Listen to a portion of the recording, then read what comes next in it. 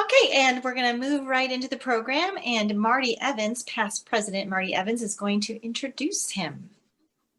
I'm delighted to introduce Don McKinney. I affectionately call him Mac the Third because of three band directors at College of Music in its 100th year. He's the third Mac. His predecessors, Hugh McMillan and Alan McMurray, and we're delighted to have Don McKinney with us. He's been a professor here since 2013, but in addition to, you might well have seen him walking beside the marching band. We saw him, I know, at the Alamo Bowl when they were getting ready to perform. I'm sure the music was better than the game that day. And certainly all aspects of the bands, be it pep bands, the spirit group, they really just keep so much going for us with the College of Music and the sporting events. He is one who was featured on the cover of The Instrumentalist, which is a prominent journal for instrumental music education. He's a published author, having done so for a number of publications involving teaching of music through performance and band. And you can see that a Grammy nomination was in his repertoire there of accomplishments. Also, in addition to the faculty members' locations listed, he was also at Interlochen, which is a very highly renowned art institute. So Don has been doing Zoom talks about this topic, and it just seemed like a wonderful one that perhaps he could share with us. So Maestro, please, will you take it away?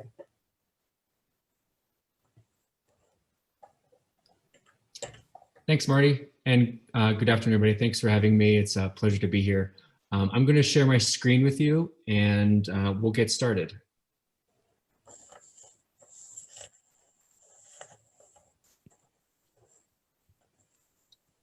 Okay, everybody can see that, okay?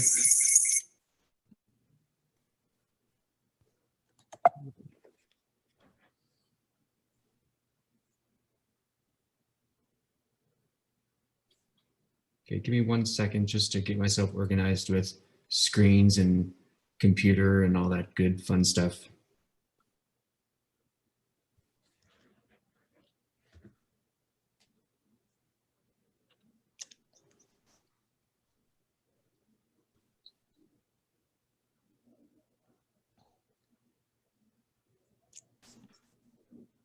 Okay, Feedback.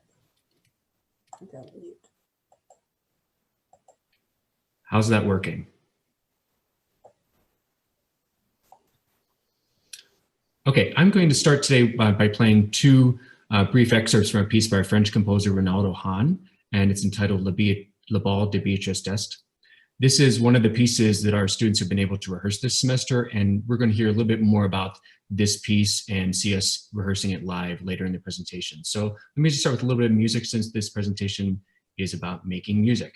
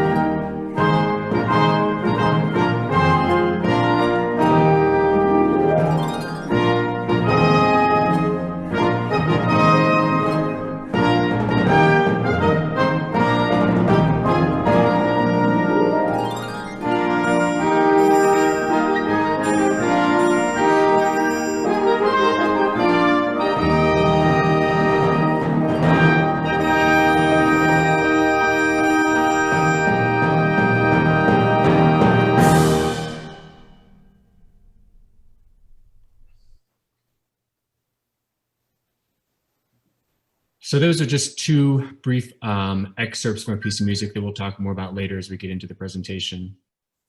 I presented this same session in November for the Leeds CU Leeds School of Business.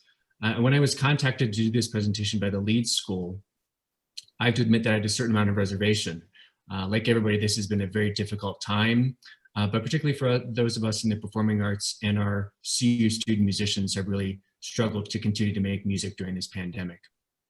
Our students rely on music as part of their identity, and ensemble music making is crucial to their development as musicians. And to get us back to music making under safe conditions, it has really been a cross-campus collaboration.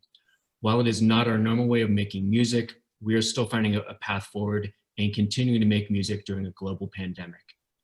On this first slide here, you can see one of our graduate teaching assistants, Zach Cheever, and he's conducting a small group of musicians, socially distanced, in Grusin Recital Hall. Some of you have probably been there for some concerts on campus. During this presentation, I'm going to explain the specifics of what is happening here, but this is a small glimpse of what music making currently looks like on our campus.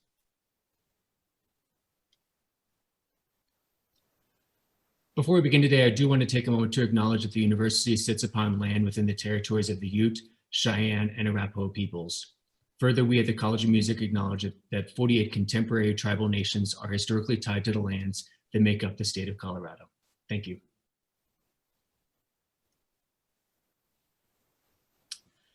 As we begin today, a bit about our department and what we do on the Boulder campus. CU Bands, the program that I oversee, consists of 3 concert bands: Wind Symphony, Symphonic Band, and Concert Band.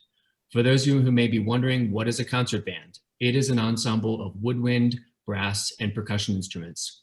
Our ensembles also include on occasion piano, harp, and double bass. The ensemble that I conduct at CU is the CU Wind Symphony, and I will be referring to it throughout this presentation. In addition to our 3 concert bands, we also have the Golden Buffalo Marching Band and the Buff Basketball Band. If you've been to a Friday evening stampede on Pearl Street, a Saturday home football game, or a basketball game, you have definitely heard our band musicians performing. I want to acknowledge my colleagues in the band department, Dr. Matt Dockendorf and also Dr. Brandon Steinmetz. They oversee the athletic portion of our program, and we will explore the level of work and type of activities they've been doing with our athletic band students. In non-COVID times, our program is incredibly visible to the campus and Boulder communities, and in a given fall semester, there are approximately 400 to 450 students participating in one of our ensembles. This includes music majors and non-majors from across the campus. We are proud to continue this level of engagement with our students, and our band enrollment numbers have remained relatively stable during the pandemic. And I believe this level of involvement speaks to our students and their desire to stay connected with a community of musicians because it is part of their identity. This has been a primary factor and motivator for our department to create an in-person experience for our students. In the spring and summer of 2020, I was contacted by Dr. Mark Speed, who is the national president of an organization called the College Band Directors National Association, or CBDNA. Along with another organization, the National Federation of High School Associations, they were forming an international coalition of organizations, institutions, and schools to fund a study that would explore how much aerosol is expelled by the wind and brass instruments. At the time, this is an almost unknown area of research. We knew at the time that COVID-19 was being spread through the air. In fact, you may have heard about a choir rehearsal in Skagit County, Washington. In the early weeks of the pandemic, there were several choir members who were infected after an early March choral rehearsal. This was strong evidence that COVID-19 could spread during music making. The quote that you see here is the purpose statement for the research study.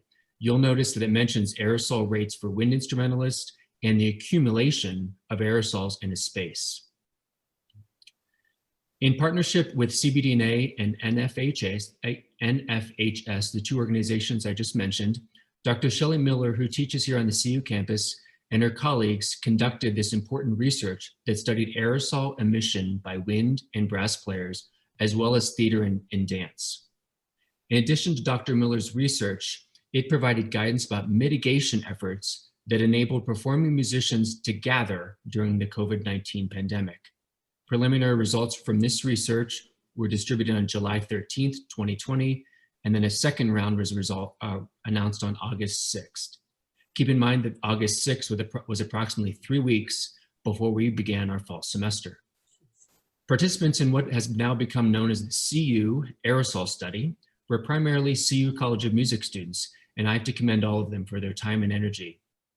Through their participation, we have found a path forward to continue rehearsal and performance of music during a global pandemic. Even though our music making looks very different, Dr. Miller's research has enabled us to make music during this global pandemic. Her research has continued throughout the course of this semester. Throughout the summer, along with my colleagues in the CU band department, I mentioned Dr. Matt Dockendorf and Dr. Brandon Steinmetz, we were working to make plans for the fall semester, a fall semester that I became known as flexibility semester.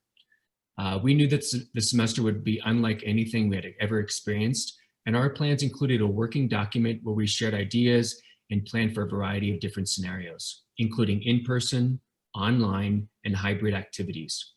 Our work to plan the fall semester included all of our concert bands and athletic bands that I've mentioned.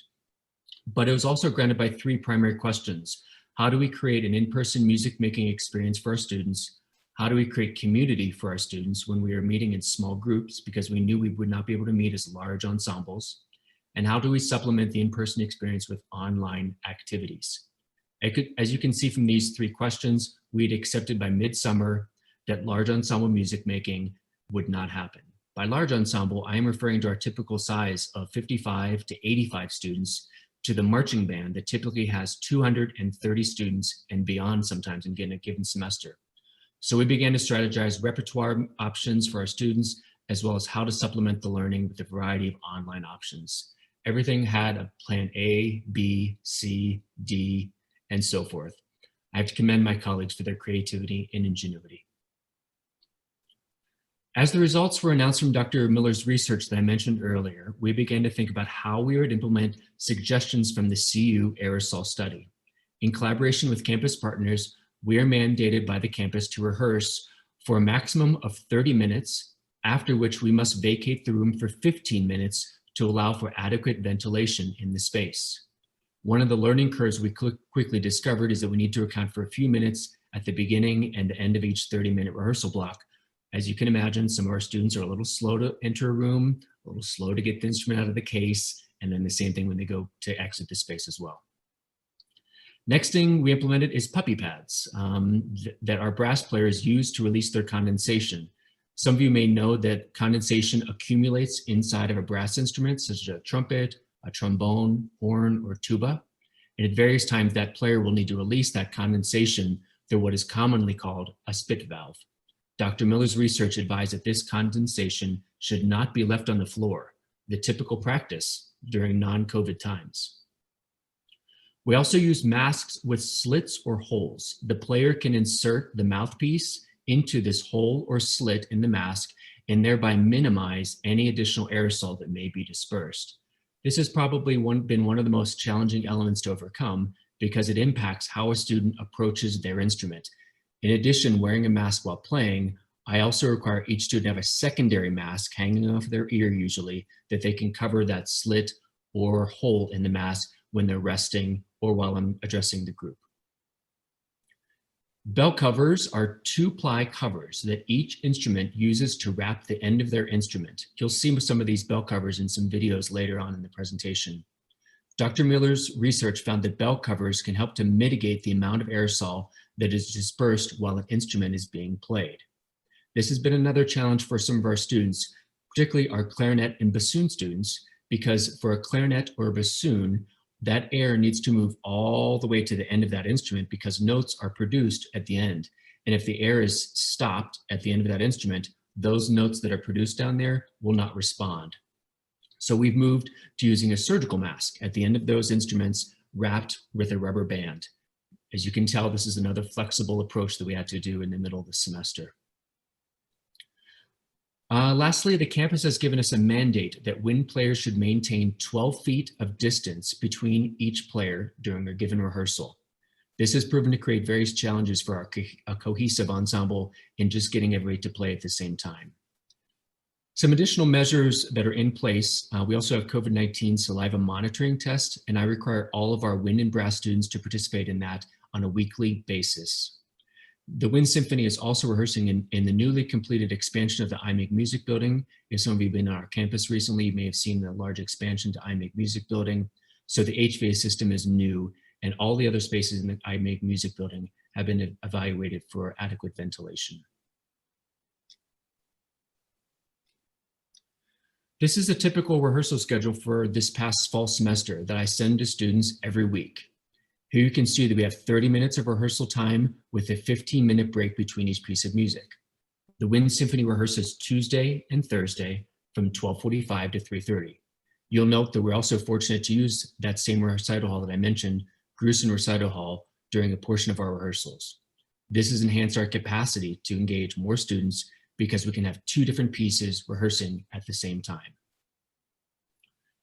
This is the floor plan that was provided to us by the campus to outline the number of students that were allowed into our primary rehearsal space in the new iMake expansion, what is called S134.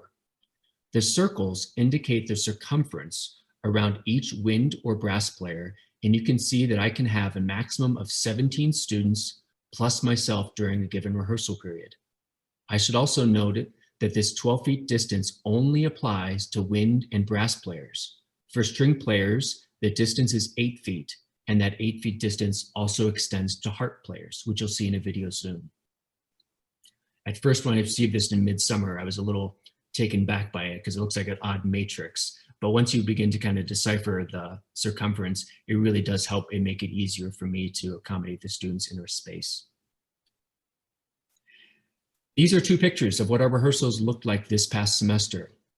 On the left, you can see one of our graduate teaching assistants, Zach Cheever, working with an octet of woodwind players in Grusin Recital Hall. On the right, you can see another one of our graduate teaching assistants, Melinda Mason, rehearsing with a brass and woodwind group in S134. You'll notice in this picture X squares on the floor that indicate a 4-foot by 4-foot grid. This has made it very easy to establish an 8 or 12 feet distance between our students. I want to show a brief video from a recent CU Wind Symphony rehearsal that demonstrates our protocols in action. This video is from Thursday, October 29, and we hear another movement from the same piece that you heard earlier, La Ball de Beatrice d'Est by Ronaldo Hahn. This is the 6th movement, Courant. You'll see the players are spaced 12 feet apart, and you'll notice the harps in the back who are sitting 8 feet apart.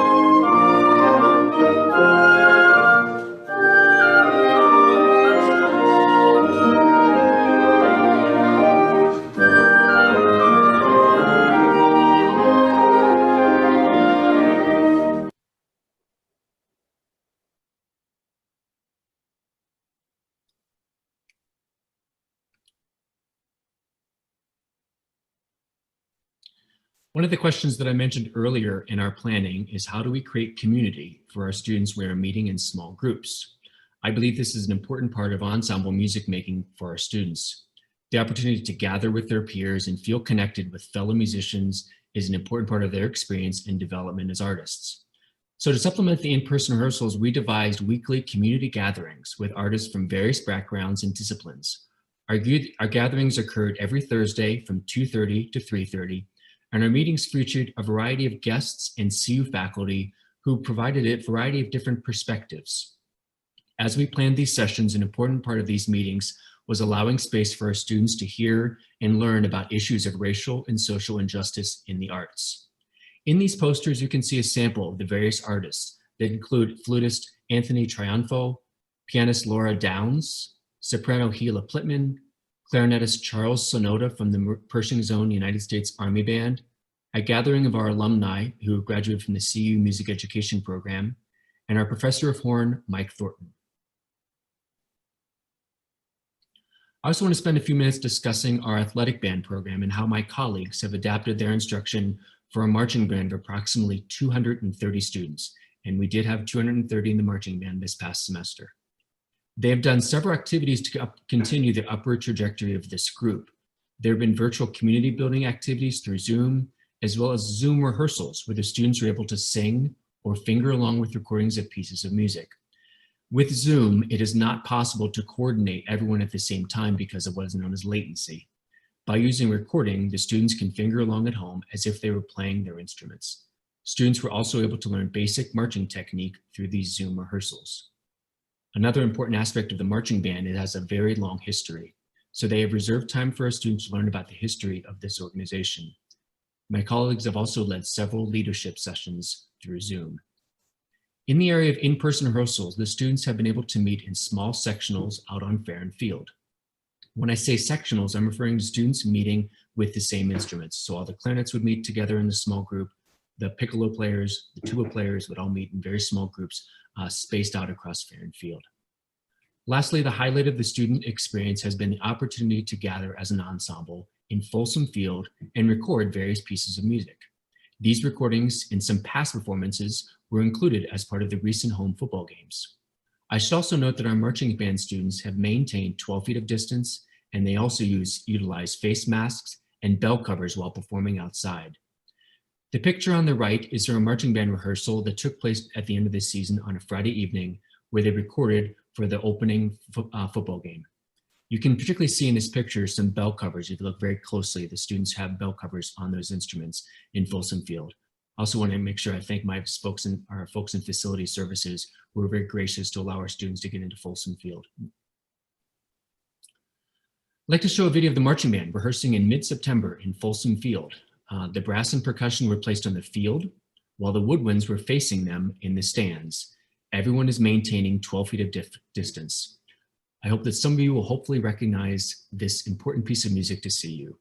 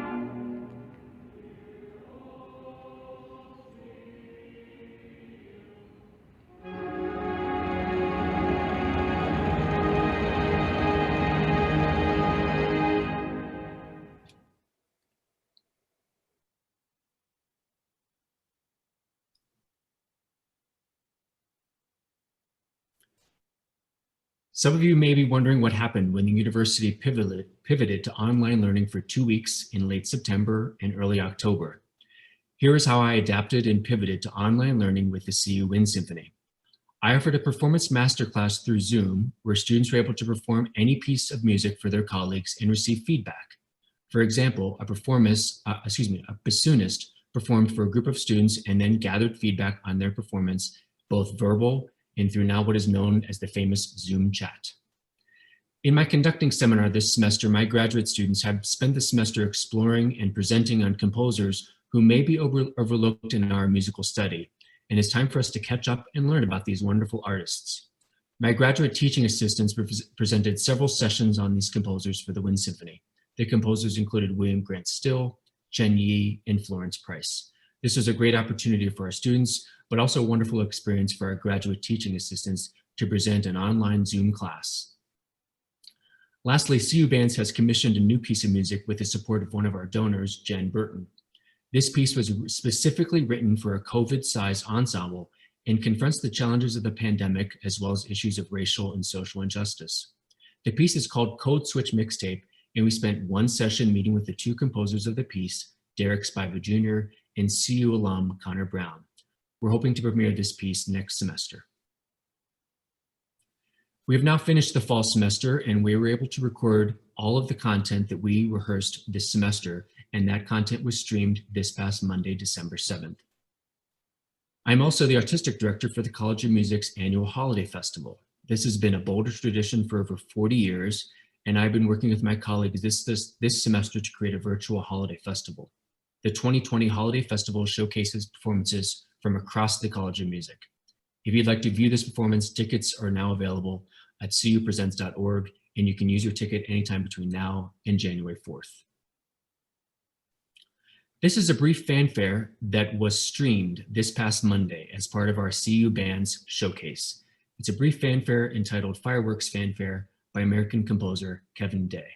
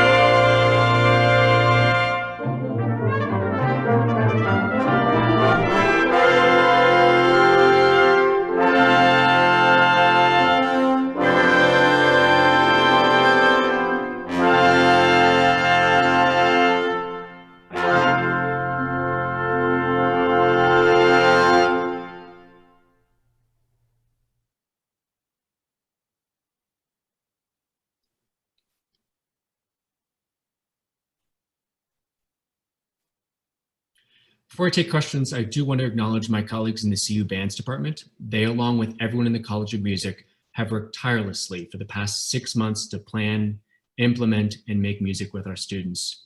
Dr. Matt Dockendorf, our Associate Director of Bands, Dr. Brandon Steinmetz, Assistant Director of Bands, Laura Graham, Ensembles Assistant, and our graduate teaching assistants, Francisco Borja, Zach Cheever, Melinda Mason, Derek Stoughton. I also want to thank the College of Music Administration, Dean Robert Shea, and Senior Associate Dean John Davis for their ongoing support and advocacy for our students. Lastly, if you want to follow us on Facebook, that's the best place to get information about our program. Thanks, everybody. All right. Thank you very much.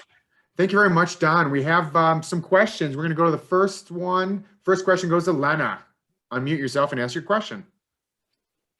Actually, I think your videos answered my question. I was so concerned about the quality of the experience because I know being in band, it's all about being part of creating a wonderful sound. And I couldn't imagine how bell covers and masks would affect the quality of sound, but it didn't seem to. Do you want to comment on that? Yeah, it's definitely been, thanks for the question, first of all. It's definitely been a challenge. It's been an obstacle. I would say the biggest challenge in terms of just getting everybody to make music together has been the distance. That 12 feet of distance is pretty wide. You know, most of us are now used to the 6 feet of distance, but we're double that. So just the listening environment for our students can cause some issues with just getting them to play together. The masks create issues, but I will say that our students have worked through them primarily. The biggest instruments that I've struggled with this semester have been oboe and bassoon, because they use a double reed, and that double reed can easily get damaged when they put it into a slit. So we had to really experiment with the size of that slit so they felt comfortable not damaging the reed, because the reed is the mouthpiece for those instruments. So it's been a challenging and learning semester for us. Well, I just admire your creativity and the students working through all of these challenges. It was wonderful and gave me goosebumps. Oh, thank you. Appreciate that. Great. Thank you. Marty, go ahead and unmute yourself. Ask your question. I thought that the campus had supported outdoor tents on the back looking out to Fair and Field. How much was that of use to you with the band program? Yeah, thanks, Marty. Yes, we did have a tent available to us on for the College of Music that was on the, I guess, the northwest corner of Fair and Field. There was a tent that was set up until the weather started to take a turn in mid-October. We did utilize it during our rehearsals. It was always blocked off for us during that 12:45 to 2:30 or 3:30 time block. We had that tent available to us. We did end up using it. The wind was the biggest challenge in that. So we had to use some clothespins for certain rehearsals, et cetera, to stop the wind. But yeah, we did use that tent until the weather turned. Thank you. Next question, President Sally Brown. Thank you so much, Don. It's been really interesting. And I am wondering if the changes that CU made to keep their students safe are what other universities are doing as well. And have you been collaborating with other universities? Yeah, thanks for the question, Sally. I would say that the research that was done on our campus is by far the national standard right now about aerosols and protocols and what people are following. I would even extend it probably internationally, to be honest with you. It's had such a wide reach across the global music making community. So I would say that some of my colleagues that are other college band directors definitely contacted me at various points throughout the semester and say, hey, how are you doing this? I saw this in the CU research study. How are you able to do this? So it's been a collaboration. It's been an interesting time to collaborate with a lot of different colleagues from across the country and hear what they're doing. Some other universities have taken the research even further, and they're using bags to cover their instruments. They've covered every single instrument with a bag that the students can insert their hands into. But that's not recommended in the research study, so we didn't feel the need to go down that route.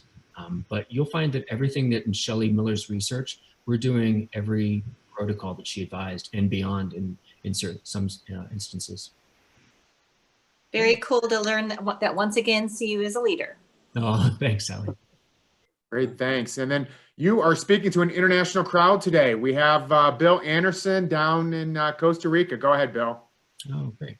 Thank you so much for coming to speak with us today. I wanted to step away from the COVID topic for a moment and just ask you about the Grammy. All of us are probably not likely to be nominated for Grammys in our lifetime. And I wondered if you could tell us a little bit about the classical compendium category, what that involves, and a little bit about the album that got nominated and the experience. Yeah, thanks for the question. It'll be nice to talk about something non-COVID related for a little bit. Yeah, I will continue to say that being nominated for that award, it's probably the neatest thing I've ever done in my career and in my life thus far. It was really an honor just to be nominated.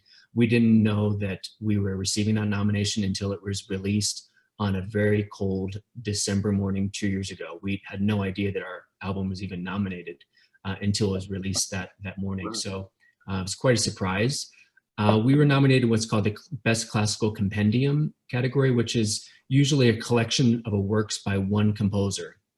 So in our instance, it was all the music or a lot of music by John Williams, a lot of John Williams movie score music that he had composed. And we recorded that album in 17 or 18, but it wasn't until 2019 that it received the Grammy nomination. And my role in that project was I produced the recording with a group called the Dallas Winds in Dallas, Texas, in the Meyerson Symphony Center. Some of you may have been there in Dallas, Texas. And I basically am what I would call quality control. So I listened very intensely with earphones backstage, and I give the group and musicians feedback as they do their performance of a piece of music. And then we edit it all together, and I'm involved in that process too of editing and deciding which takes are involved in the album. And it got nominated. So we were really excited and thrilled, and it was a wonderful experience. So thanks for asking. Gary Kahn, you have a question.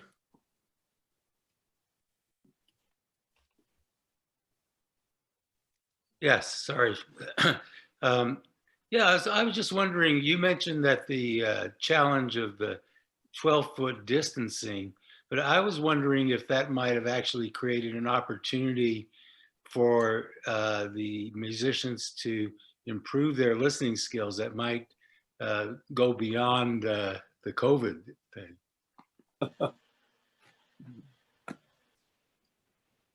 Sorry, I just muted myself. Gary, I would say yes. It's definitely enhanced their listening environment because it is so different. They've had to listen, I would say, more intensely and intentionally to make sure that things are aligned more cohesively. I've used the term over and over again with the students this semester, I need you to lead from your chair. And oftentimes student musicians, they wait for others to do something and then they respond to it. But this semester has really required every single student in a group to lead from their seat, and they need to be kind of a leader as opposed to waiting.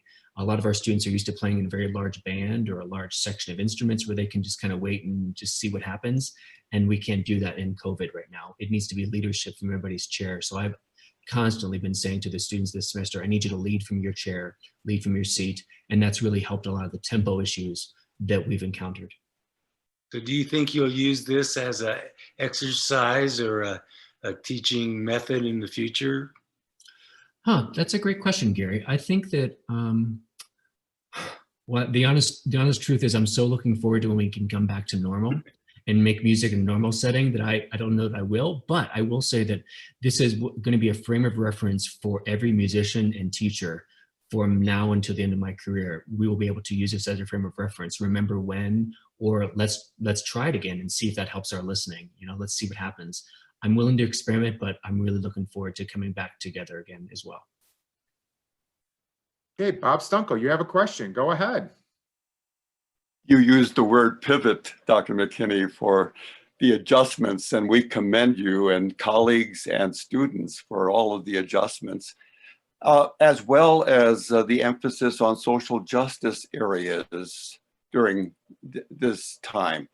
Would you, however, also comment further on the enlarged and new IMEG music facilities, because most of us have not been able, because of the virus, to enter the facilities, and the effects on your teaching and on your performance and on the program in the future? Yeah, thanks for the question. The IMEG expansion is probably it's by far the most exciting thing that's happened since I've been on the faculty, and this is my 8th year. I joined in 2013. And it's tremendously exciting. There's a video that if you're interested in seeing a kind of inside look of what the space looks like, that the College of Music released not only on Facebook, but also on YouTube.